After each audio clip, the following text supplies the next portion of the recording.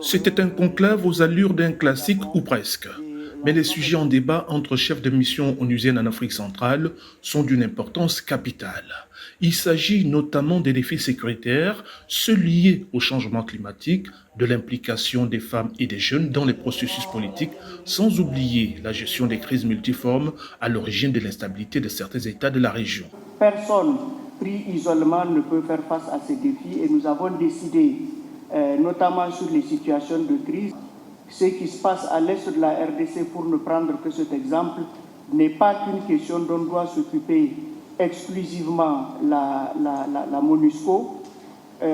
L'envoyé spécial pour la région des Grands Lacs, Chia, a certainement son mot à dire.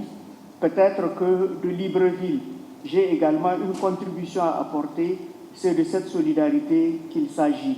Cette réunion intervient après la 22e session ordinaire de la conférence des chefs d'État et de gouvernement de la CAC, organisée le 25 février dernier en RDC.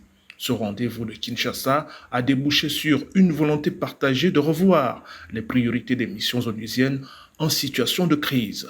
Au regard du coût humain, matériel et financier de la construction de la paix et de la sécurité après des conflits violents, nos efforts doivent accorder la priorité à une démarche de prévention des crises et des conflits. Face aux différentes menaces qui pèsent sur l'espace CAC, le Gabon maintient la thérapie du dialogue chère à ses dirigeants.